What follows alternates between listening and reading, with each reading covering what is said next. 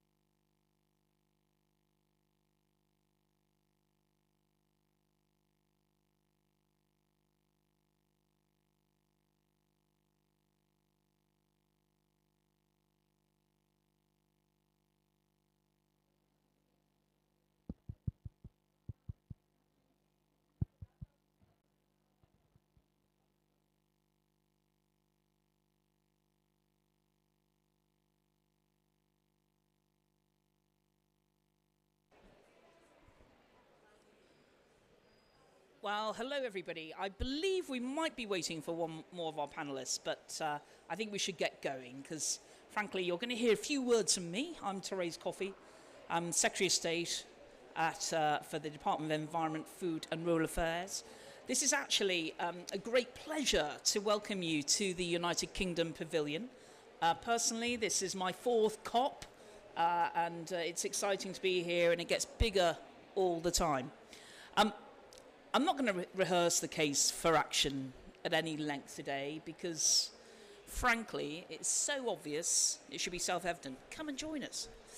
And it should be particularly obvious to anyone who's heard from the likes of Roxana Borda-Mamani, the determined young activist in Peru, or indeed Prime Minister Motley of Barbados, as we did during COP26 in Glasgow.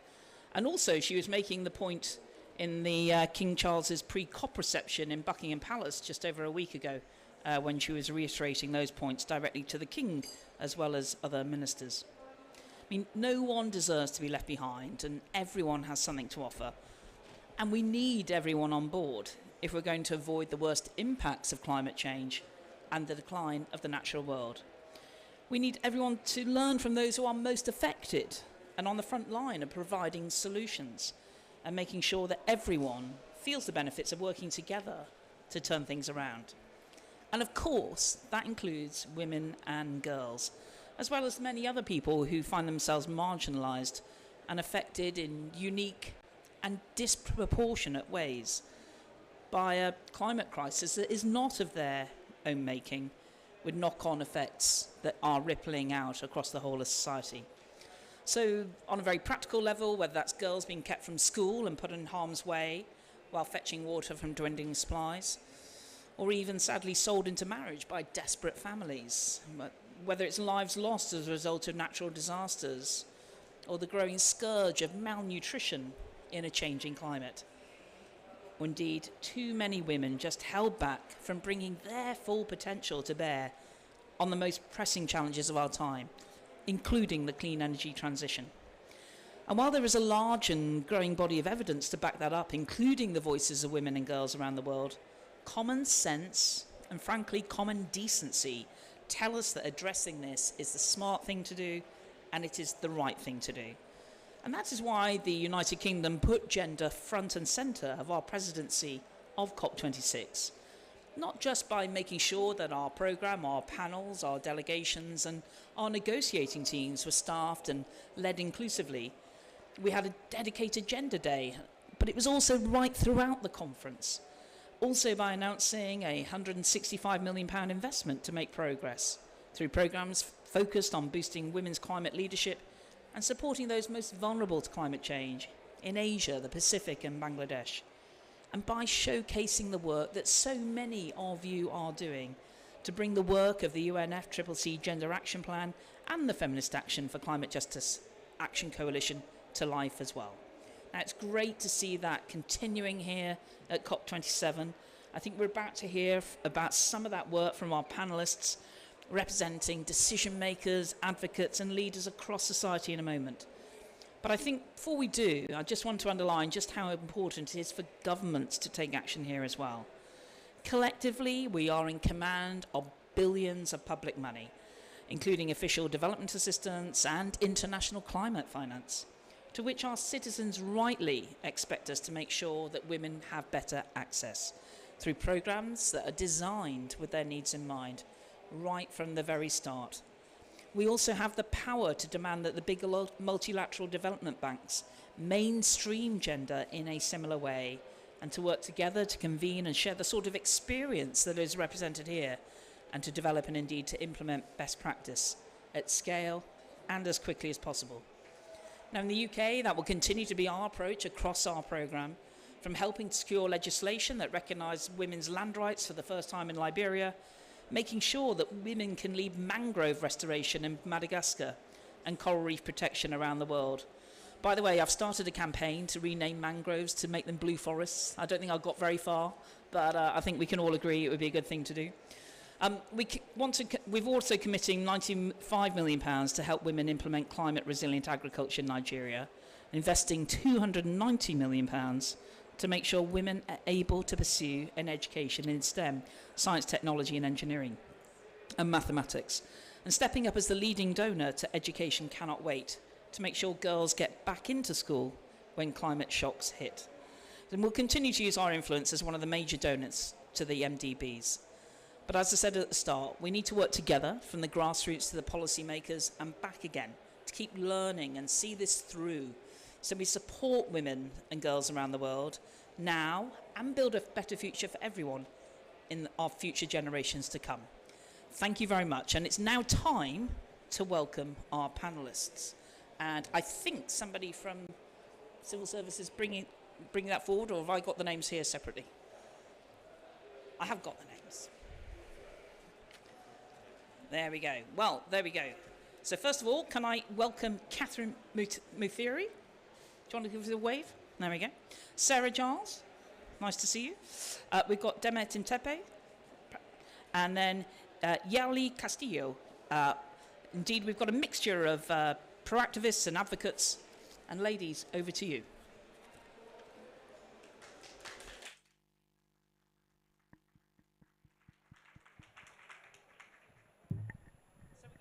Are we going to hear from you first?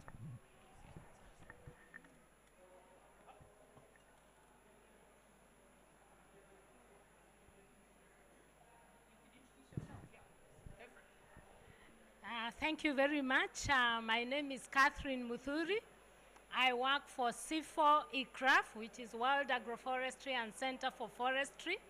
And I am a system scientist in the agroforestry space, and currently the country director for Kenya office and East Africa regional convener. I also manage a UK-backed project, funded project, with a strong GESI component. Thank you very much. Hi everyone, I'm Sarah Giles. I'm Policy and External Relations Manager at the British Council, based in the UK. We've been leading a UK government funded global programme called the Climate Connection, which is all about building the capacity, the networks, the skills, the knowledge of young people all over the world to engage meaningfully in climate dialogues and climate action.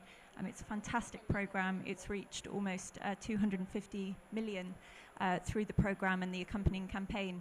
But I'm here specifically today with the privilege of representing our colleagues based in Nepal on a programme that they have been running around climate, gender and journalism, which is supporting both the government of Nepal and the UK's inclusion goals ahead of COP26 and has work continuing this year as well.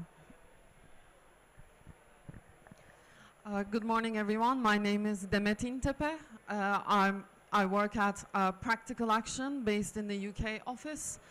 I'm the Climate and Resilience Officer at Practical Action. So my work revolves around ensuring that Practical Action's work, that climate change, and can you hear me? That climate change and gender considerations are mainstreamed in our programmatic work. So we're an international development organization. Thank you. Good morning, everyone. Hi. The first of all, I want to speak with my mother language. The Kusnuet Kwenakan, Babnuki Nabnuki, Amar Wegi, Emi Buluka Amalgudi. I said, thank you, God, motherhood, and the Father. I am Jaili Castillo. I am from Panama. And a specific place is in Cunayala. I am young leader from my country, but I am representing now different countries. I am representing the Global Alliance. Is about community and local and indigenous community. The Global Alliance is it together with our articulation of the indigenous people from Brazil, from Amazon basin in Coica, the Mesoamerican Alliance of the People and Forests, and also the coordinator of indigenous organization in Indonesia. The Global Alliance work in 24 countries. Together, they protect more than 950 million hectares of tropical forest. The English is my true language. For me, I am try because for me it's very little difficult, but I am try. Thank you, brothers and sisters. Muchas gracias.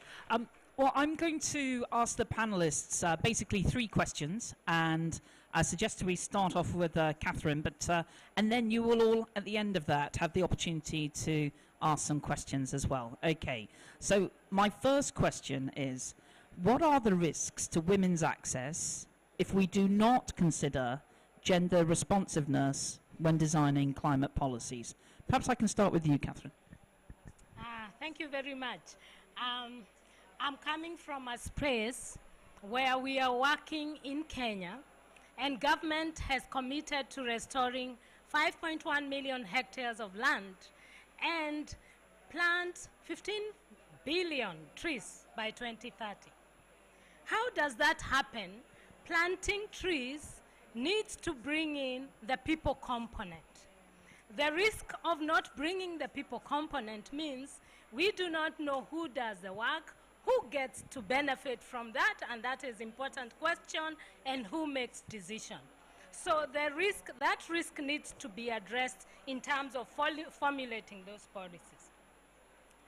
And the need and aspiration of everyone, women included. The next risk I would think about is especially looking at the examples of the projects we have been implementing on landscape restoration and funded by UK Pact.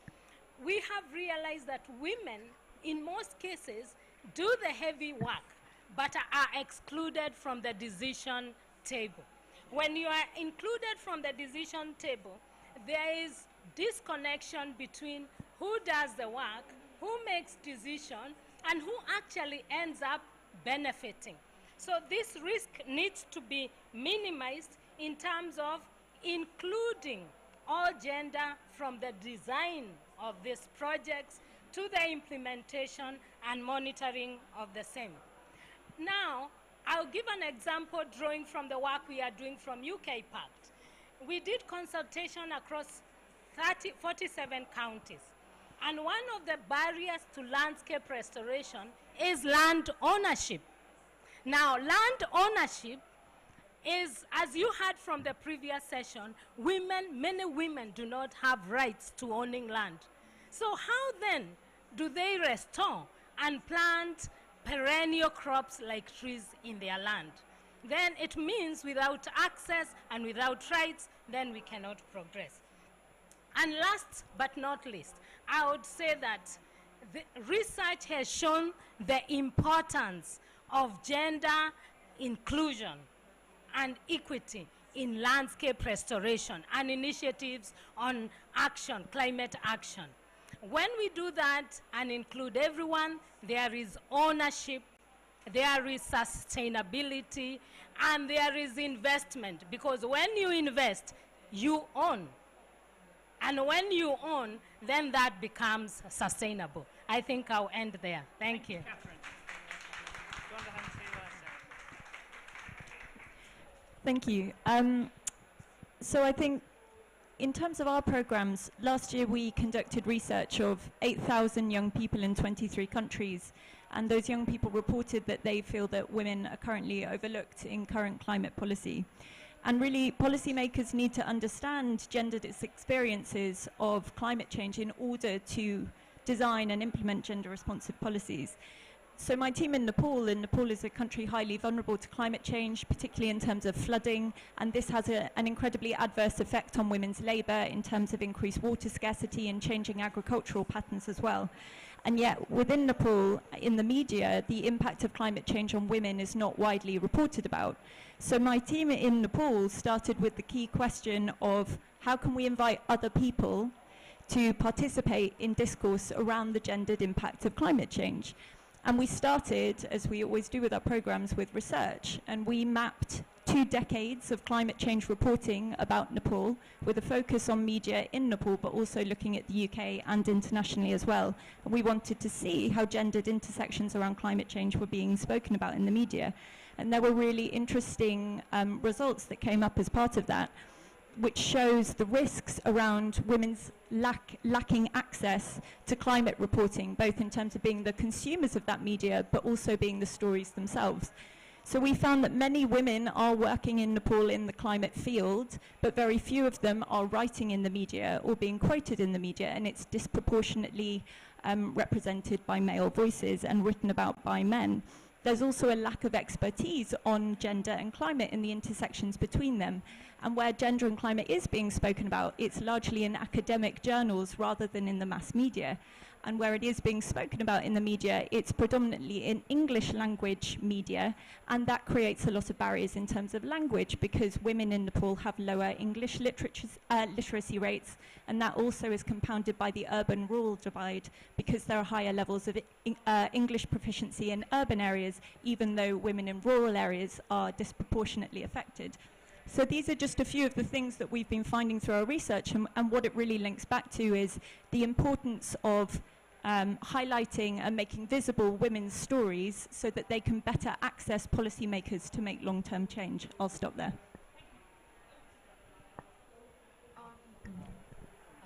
Thank you very much. So I'm going to approach this question from a practitioner's perspective. I know that the question focuses on policy, but I think it's also very important to highlight specific examples. So just by way of a brief introduction, so Practical Action is an international development organization, and we work with communities across 10 countries in Africa, Asia, and Latin America. So we focus on regenerative agriculture and renewable energy and urban sanitation, waste management, and climate and resilience. So in all of our work, we're seeing climate change exacerbating the existing gender inequalities. So, and we work with men and women. So we work with women to understand how the current system can be changed to better meet their needs and reflect their views and support their lives and well-being. And we engage with men also in a constructive way to challenge their assumptions and prejudices. So we believe that gender equality is development, and there's nothing that's gender neutral. So moving on to some examples. So in the context where practical action works, women already work longer hours than their male counterparts. So women are widely expected to earn money, which is productive work, look after the home and children, which is care work, reproductive work, and participate in community forums and institutions, which is community work. So productive work, reproductive work, and community work. So in addition, many of the specific activities assigned to women are the most laborious.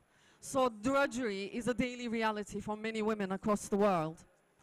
And in the communities where we work, we see climate change exacerbating these inequalities, especially for rural women. So as we all know, with extreme weather events, rural livelihoods are becoming a lot more challenged, which is accelerating rural to urban migration. Men migrate to cities, they leave women behind to shoulder the additional work burden of maintaining their families, their farms and rural businesses. To do this alone, whilst continuing to engage in the care and community work that I mentioned before. So this is leading to longer working hours, and in many communities we see women suffering from high levels of stress and physical exhaustion.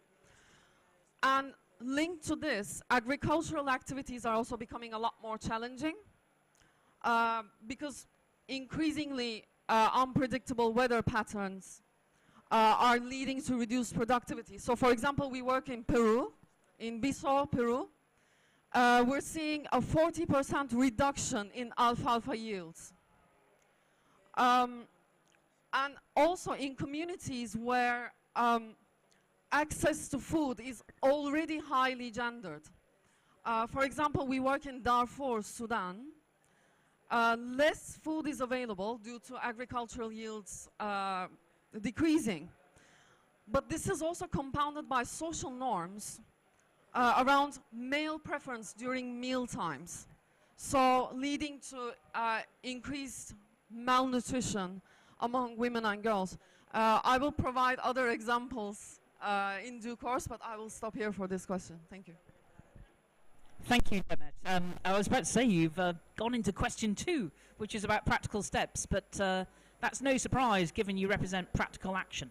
I wonder if we could move on to Yali and perhaps a bit of a combination of what risks there are if we don't have these in our policies, but also practical steps forward as well. Thank you for the question. I speak with my Spanish language, sorry, because it's very difficult. I'm gonna try. Primero que todo, es importante destacar que dentro de como mujeres indígenas y locales, nuestra visión de riesgo o de pérdida es distinta. It is very important to acknowledge that what we are suffering, the women from indigenous peoples and local communities, is very different to other situations. Pero al final de todo, todos somos mujeres. Debido a que no solamente se pierde esto, o sea, ahí toman riesgo las partes estructural de una casa o un terreno o algún donde uno siembra, sino también hay en riesgo la pérdida de biodiversidad, la pérdida del conocimiento ancestral que nuestros abuelos y abuelas nos transmiten. So we are in risk We, the women, we are losing our territories, we are losing our houses, and the most important is that our traditional knowledge is being lost. Las mujeres en mi comunidad y en la comunidad de mis hermanos representan aquellas que transmiten el conocimiento tradicional a las futuras generaciones, y con esto destacando la importancia que tiene la mujer dentro de nuestras comunidades, pero que ahora están en riesgo el futuro, el presente y el pasado que le damos a los niños. So the women in indigenous communities and local communities in mine, but also in the communities of my brothers and sisters, the women are the ones that are transmitting the traditional knowledge. And now this is in risk. So us as women youth, our past, our present, and our future is in danger. Es por eso que las mujeres de comunidades locales e indígenas no nos quedamos con la mano cruzada, esperando a que pueda haber otra oportunidad. Nosotras las mujeres estamos trabajando desde nuestras comunidades en la siembra de alimentos, también en el poder enforzar más el conocimiento ancestral a los otros niños y demás. So don't you think that we have all these challenges and we are not doing anything? Not at all. The women, we are taking action in our communities. The women, we are planting trees, we are planting the food. We are also strengthening our education for the children to exchange the traditional knowledge. Si no consideramos los riesgos de acceso que tiene el género en perspectiva en los diseños de políticas climáticas, estamos en riesgo en no solo perder la parte actual, sino del pasado. Es por eso que debemos, las mujeres e indígenas de comunidades locales, participar dentro del diseño de políticas públicas. No solo estar dentro en las escrituras o en los papeles, sino estar dentro del diseño desde el inicio hasta el final, porque nuestra realidad es distinta. So if we don't consider a woman in the policies, our climate policies, we are being in risk. And our past is in risk, also our present. So we women, we are demanding our participation to design the public policies from the beginning. We don't just want to be in the paper, we want to collaborate and participate in these public policies. Por eso las mujeres indígenas estamos proponiendo también, y dentro de Global Alliance, un mecanismo de financiamiento directo para que el trabajo sea desde nosotros, en donde haya datos científicos que provengan dentro de nosotros, porque las mujeres indígenas estamos preparadas, tenemos también soluciones. La ciencia reconoce que el conocimiento ancestral y conocimiento local es el futuro para poder proteger nuestra madre tierra, para poder seguir respirando y viendo lo que nosotros tenemos actualmente. So we, the women, but also all the Global Alliance of Territorial Communities, we are proposing direct access to finance. Science is with us. Science is telling that we have the solutions for climate change and the biodiversity loss. So please take into account this new mechanism that we are proposing so we can handle our solutions the best way. Los siguientes pasos bien prácticos sería, uno, poder colocar este financiamiento directo a nuestras comunidades indígenas y locales, porque solamente nosotros sabemos la realidad en la cual vivimos. So I'm going to give some practical steps. The first one is to bring this direct access to the communities, because we are the only ones that know what's happening in the territories. Segundo, es acercarse a los líderes de las comunidades locales e indígenas para poder conocer cuál es la perspectiva que ellos tienen con el tema del cambio climático. Second, I invite you to talk to the leaders of our indigenous and local communities so you understand what is our perspective to climate change. Sí, porque el derecho es universal y todos tenemos derecho a poder estar en la toma de decisiones y ver y reclamar nuestras perspectivas internas. Because the rights are universal and we all have the rights to be in the decision-making bodies. El rol de la mujer es tan importante en todas áreas que nosotros como mujeres debemos luchar por ella y reclamar nuestros derechos en nuestros espacios. So the woman role is such important that as the woman we need to keep fighting and reclaim our spaces. Thank you. Thank you. So we heard there not only the importance, but some of the steps to take, not only access to finance, but direct communication with people who impacted the most. I wondered if Sarah and Catherine had anything to add on the practical steps as we go forward. Do you want to take the mic, Catherine? Thank you very much. Yeah, I have something to add on practical action. And one of them is linking strategies to the goals that resonate well with the women and with the local communities. Because many times strategies are up there and people do not, why climate action? Many people do not know why climate action. What is there for me? So that linkage between strategies and goals, what is my responsibility, what do I expect from that is important.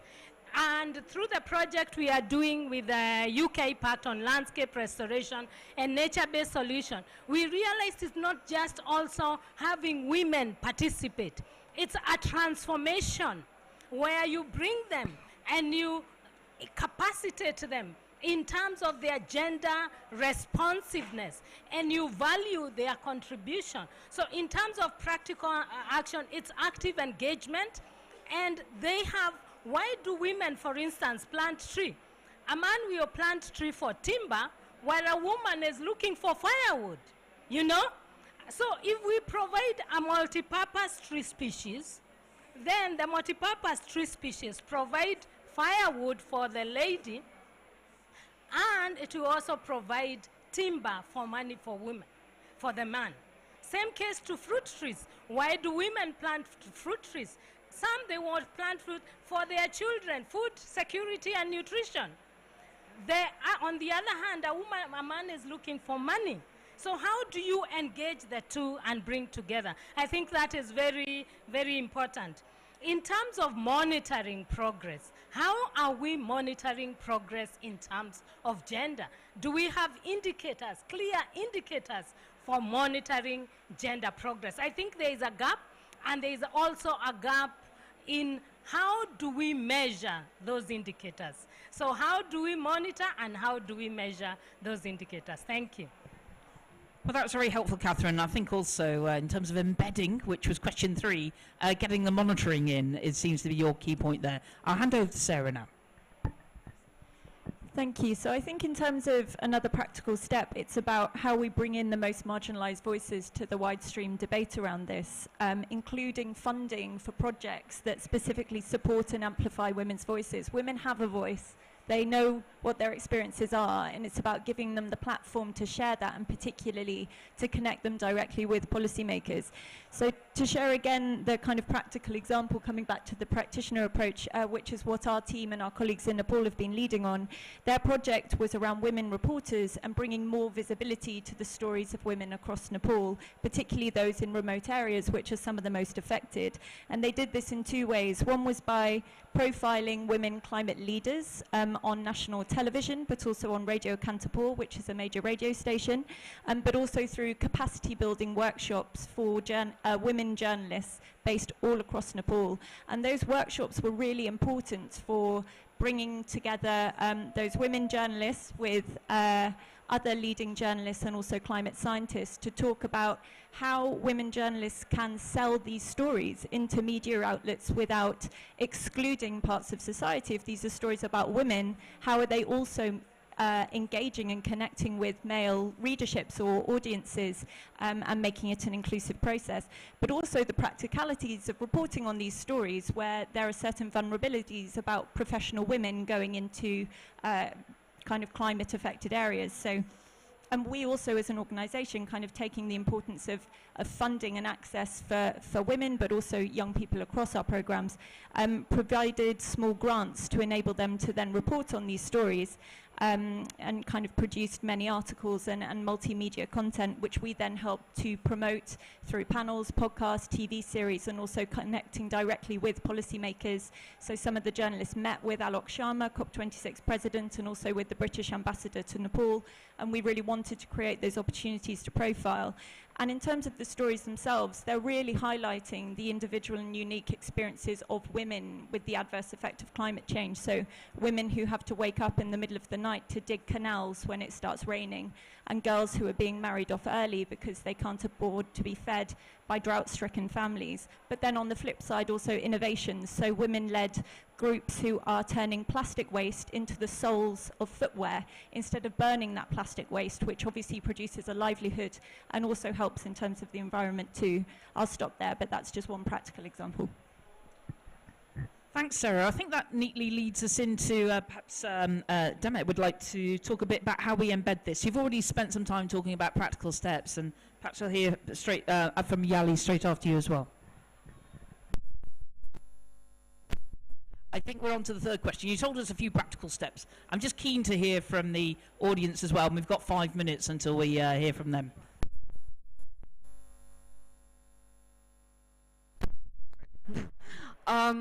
So I want to look a bit in terms of embedding these steps that my colleagues have outlined. I want to look a bit more critically at our work as practitioners, and looking critically at the way we embed gender into our work. So I will again give an example from how we work at Practical Action. So at Practical Action, our board has 50% women representation, and it is chaired by a woman. The organizational senior leadership team is made up of 70% women, and we are led by a woman CEO now. So out of our 9 country directors, including our Africa regional director, is a woman. So up till here, everything sounds great. But when we conduct a closer analysis, we have a closer look. We looked at our Bangladesh office, for example. So we've had 3 women in consecutive leadership positions, which is great. But for that entire period, the senior management team was all men. So, and we see similar patterns in some other countries, which tells us that there is, to an extent, acceptance that women can take up leadership positions. But active management remains at the hands of men. So we still have work to do on this front as an organization. But going to the communities that we work with in terms of how we embed this practice and how they embed gender, how they take up opportunities on this front. They provide us with good examples for women as agents of change. So for example, in Nepal, they have these community disaster management communities, in short the CDMCs.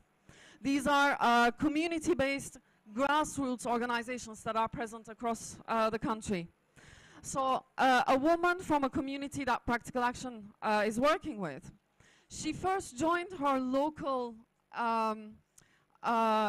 disaster management community, and then after gaining experience there, she decided to stand for local elections. So this good example, it shows us that when women, when they have the choice and they have the information of possibilities, they don't hesitate to take an active role in leading their communities. Okay.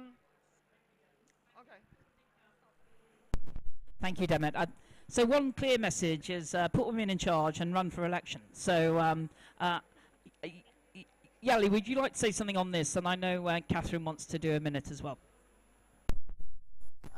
Sí, quiero destacar que en el 2019 una revista europea climática menciona que cuando involucramos a las mujeres dentro de la toma de decisiones, hay un aumento en el sentido de que las decisiones que se toman se hagan realidad, porque las mujeres somos poderosas, las mujeres también tenemos derecho para poder alzar nuestras voces y somos más estratégicas para cumplir oportunidades, porque no solamente está el riesgo de la vida de una mujer, sino del hijo de una comunidad, de la manera espiritual que tenemos nosotras.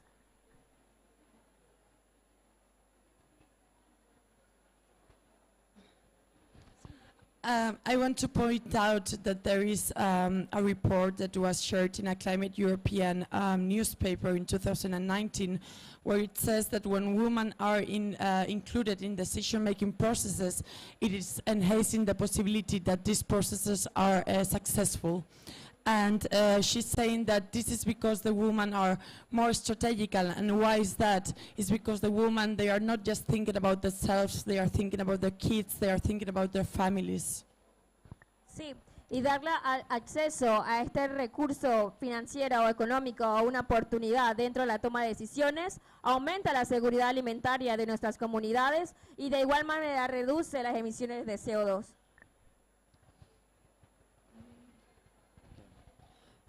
So giving access for women for direct access to finance and also to be included in decision-making processes, this enhances our food security in our communities and also it reduces the carbon emissions.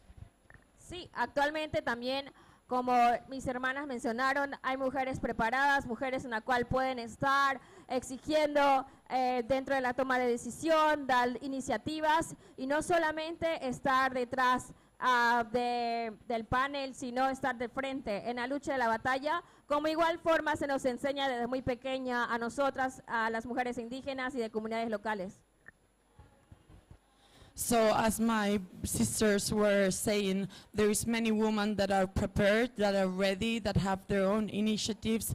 And as I have grown up in an indigenous community, and I have grown up knowing that I'm in the front line of the battle, and we are capable of doing it. I think we'll give the last minute to Catherine, then we'll get into questions. Okay, thank you very much. I can just say one or two points on embedding.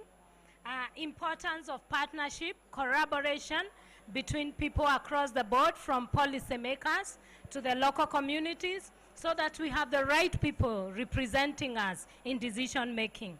Now, gender is a research area, and we need to have a dedicated work package or work stream in our proposals, in our research organizations on gender. So having thematic areas like we do at C4ECRAF is important, and not only that, allocating resources for gender research.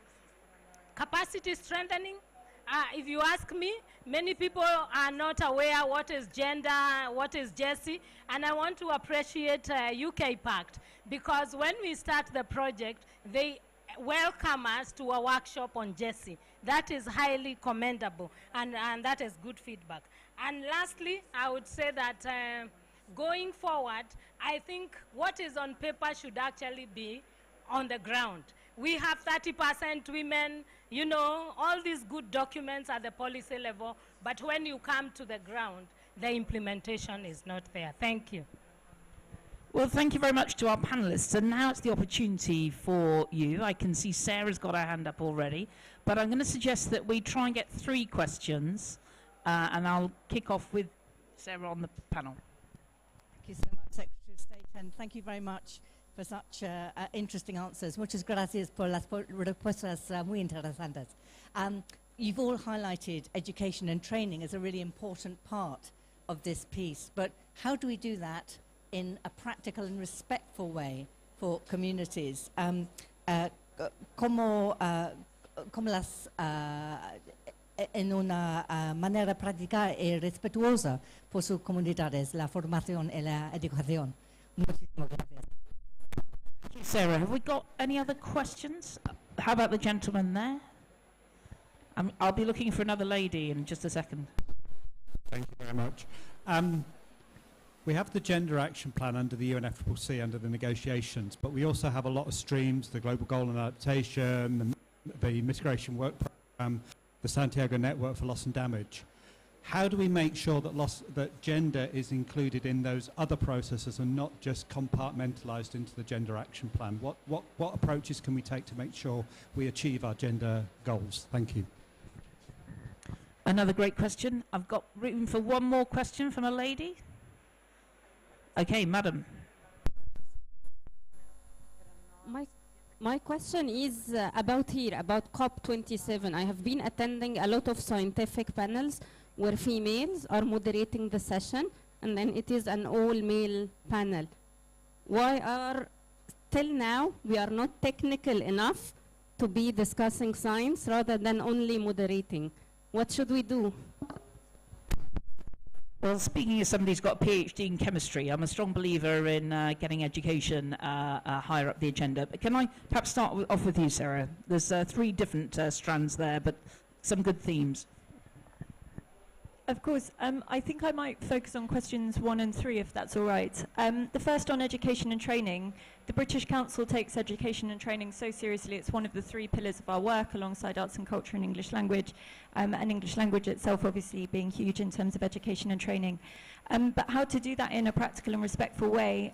Teachers and educators are so critical. Climate education is so critical in terms of bringing the next generation and building their awareness, building their skills to engage in this really important debate.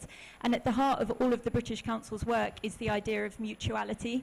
We're all about working with local partners, understanding local issues, working with beneficiaries to co-create programs and co-deliver them. So I actually think it's about mutuality, understanding local language, the ways things are being talked about and the issues, and kind of working in partnership.